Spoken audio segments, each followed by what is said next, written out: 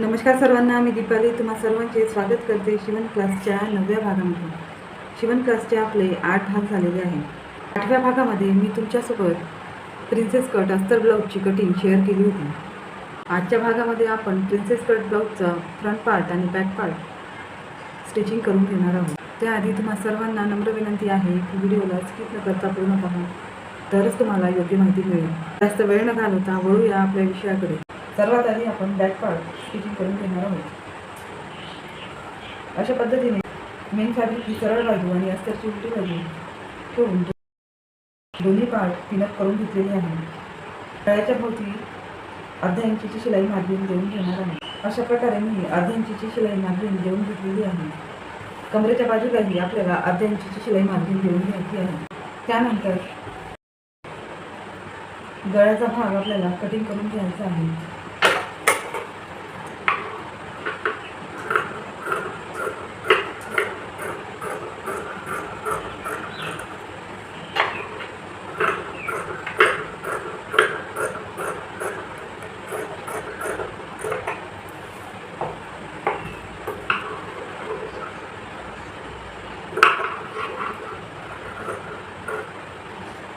गळ्याभोवती शिलाई देताना कुठेही कमी जास्त न करता एकदम सरळ व्यवस्थित आपल्याला एक टीप देऊन घ्यायची आहे.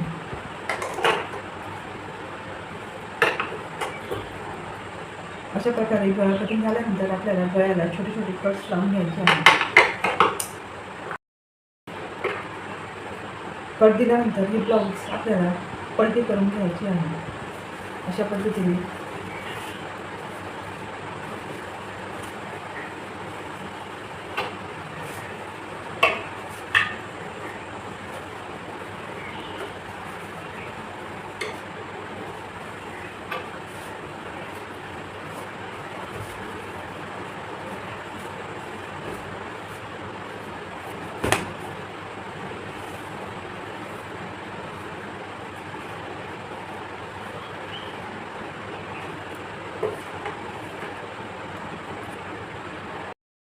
ब्लाऊज पलटी केल्यानंतर कमरेच्या बाजूलाही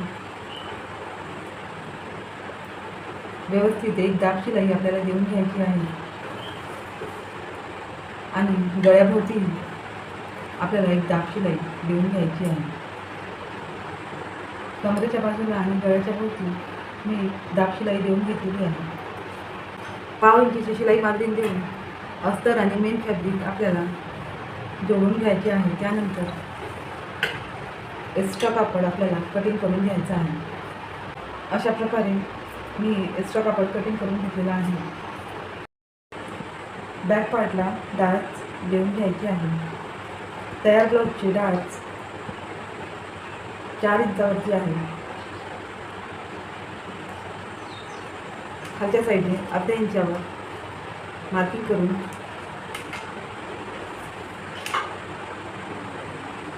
अशा पद्धतीने खालच्या बाजूपासून वरती क्रॉसमध्ये आपल्याला एक टीप मारून घ्यायची आहे. अशा सिंपल पद्धतीने आपला बॅक पार्ट तयार झालेला आहे. प्रिन्सेस कट ब्लाऊजचे समोरचे पार्ट अस्तर आणि मेन फॅब्रिक जोडून मी तयार करून घेतलेले आहे.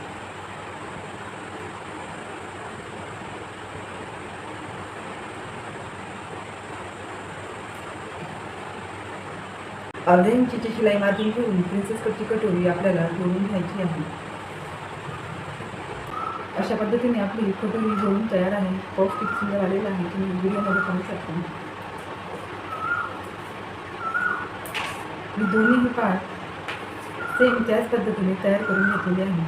आपल्याला आयची आणि हुकची पट्टी तयार करून घ्यायची आहे. अशा प्रकारे 2.5 इंचाची आणि 2 इंचाची 2 पट्ट्या मी कटिंग करून घेतलेल्या आहेत.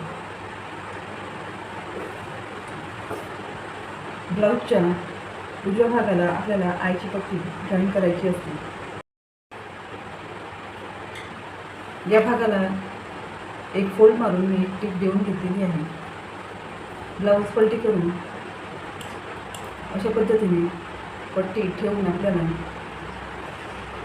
आतल्या बाजूने फोल्ड करून एक टीप पाव इंचाची एक टीप आपल्याला देऊन घ्यायची आहे.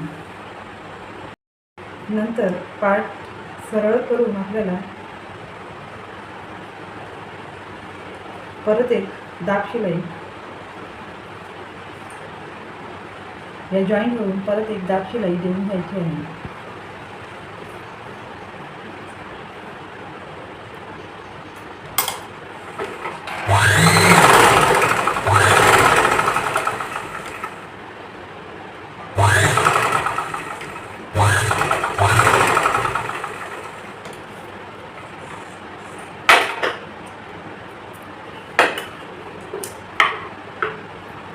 एक्स्ट्रा पट्टी आपण कटिंग करून घेणार आहोत.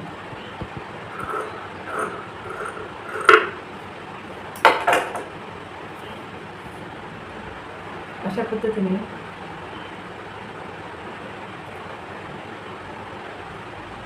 पद्धतीने फोल्ड करून इथून सरळ एक टीप आपल्याला देऊन घ्यायची आहे.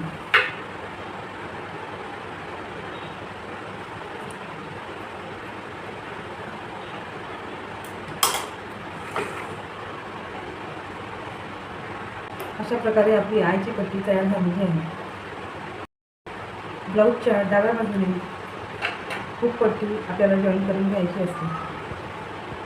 अशा पद्धतीने ही पट्टी फोल्ड करून वरच्या बाजूने पाव इंचीची शिलाई मार्जिन घेऊन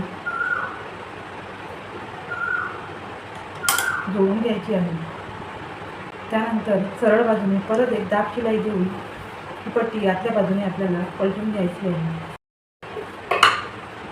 इथून सरळ दाब शिलाई दिल्यानंतर ही पट्टी आतल्या बाजूने परत एक काठावरून आपल्याला दाब शिलाई देऊन घ्यायची आहे.